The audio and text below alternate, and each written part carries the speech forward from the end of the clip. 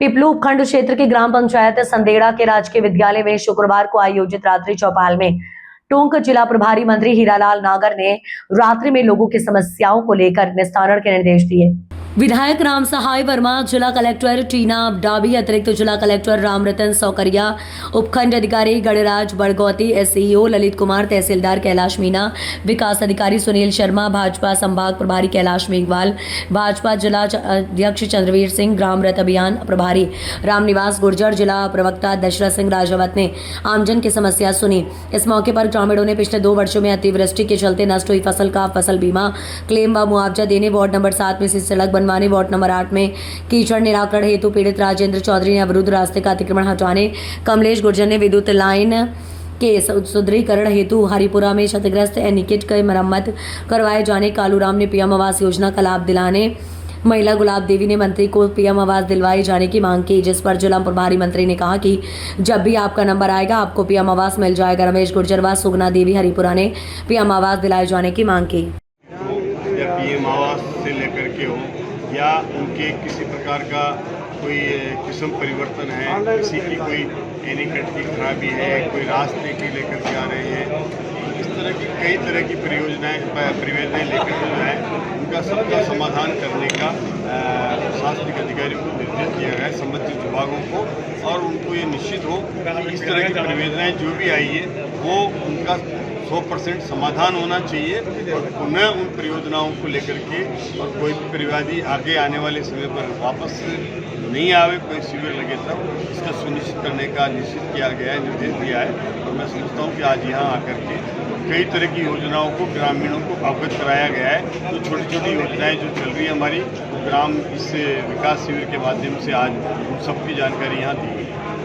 कई लोग आए हैं, आपने कहा इंदिरा जी तो गई, किस तरह के इंदिरा आवास तो जागरूकता नहीं। देखिए, आप ये समझिए कि जो कांग्रेस के टाइम पे मुश्किल से कभी 15,000 20,000 मिला करते थे, 40-45 हज़ार मिला अधिकतर वो आवास के लिए, और उन्होंने उस योजना को वो एक गांव में आता था वो आवास इंदिरा आवास के नाम से, मुश्किल से साल 2 साल में 1-2 आवास आते थे, लेकिन वो नाम दे करके सब पॉपुलर कर दिया कि आज भी लोगों के जुबान पर इंदिरा आवास के नाम से है, जबकि उसको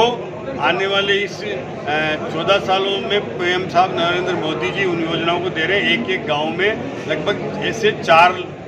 करोड़ आवास बनवाए हैं पूरे देश में, और लगभग 3 करोड़ और आवास जारी करने का उन्होंने एक लक्ष्य रखा है। तो इतनी बड़ी आवास की योजना जो चलाई है उसको केवल प्रधानमंत्री आवास बोला है, जिससे कि किसी तरह का कोई मैसेज दी जाए, लेकिन कांग्रेस केवल अपना नाम पूजा करके और ऐसा नाम प्रचारित करती थी। लोगों को आज भी दिमाग में ये बैठा हुआ है कि शायद वो आवास इंदिरा जी दे रहे हैं, लेकिन इंदिरा जी आज है नहीं। आज ये जो आवास मिल रहे हैं पीएम आवास के रूप में लोगों को मिल रहे हैं, तो उनको इस चीज़ का प्रचार प्रसार करने में कांग्रेस की महारत हासिल थी, लेकिन हमने किसी का नाम न दे करके योजनाओं को प्रधानमंत्री के नाम पर रखा है, इसलिए लोगों के जुबान पर आज भी वो नाम है। इसलिए मैंने दोहराया कि इसको सही शुद्ध करके नाम को लिखा। जागरूकता की कमी है, ये जागरूकता की नहीं, आज लोगों के दिमाग में कांग्रेस ने भर दिया कि ये योजना केवल हमने दिलाई, ये आरक्षण केवल हमने दिलाया, ये काम केवल हमने करा, इसलिए वो बरसों तक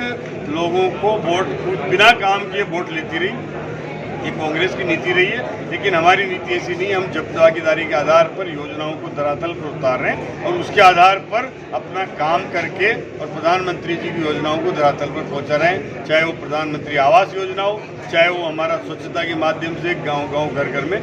शौचालय बनवाने का काम हो, हर घर में नल से जल लगाने का काम हो। ये योजनाएं हर घर में पहुंच रही है और उसका लाभ लोगों को मिल रहा है। तो इस योजनाओं को प्रचार प्रसार भी करने का आज ये ग्रामीण विकास रथ के माध्यम से जो आया है, गांव-गांव जा रहा है, उसका ये भी एक उद्देश्य है। पूर्व मुख्यमंत्री का एक देखिए, कानून अपना काम करेगा। इन्होंने जिस तरह से जल जीवन मिशन में खुल्ला भ्रष्टाचार किया, 20,000 करोड़ का जो इनका टेंडरों को प्रबंध करके, जिसमें 40-45% टेंडर अभाव आए उस समय, और केवल लिमिटेड वो कंपनियां आई जिनके गलत प्रमाण पत्र बना करके इन्होंने उनकी शिकायत होने के बाद भी जांच नहीं करी, उनको टेंडर दिए, उनको अप्रूव किया, उनकी कैबिनेट उनकी समिति ने अप्रूव कर दिया और उनकी बिना जांच के भ्रष्टाचार करने का काम किया। ये सब जब उजागर हुआ और एक कंडीशन डाल दी कि जो भी टेंडरर आएगा वो साइड वेरिफिकेशन करेगा, साइड वेरिफिकेशन करके और वो एक्शन से सर्टिफिकेट लेगा। इसका मतलब आप जो टेंडरर आ रहे हैं उसकी पहचान आप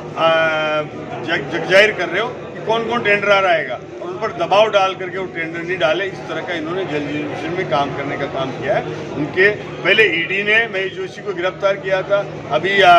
एसीबी ने किया है। ये सब योजनाएं अभी तो और पहुंचेंगे, अभी आगे तक का भी नंबर आएगा। इनसे बड़े बड़े जो भी आएंगे ना इनकी पूछताछ में, वो और बड़े नाम आएंगे, वो भी धरातल पर आएंगे, तो उनसे पूछताछ होगी। और हो सकता है कि ये जो कहने वाले का भी नंबर आ जाए तो कोई बड़ी बात नहीं है। क्या अशोक गहलोत का जो भी इस बात कर रहे हैं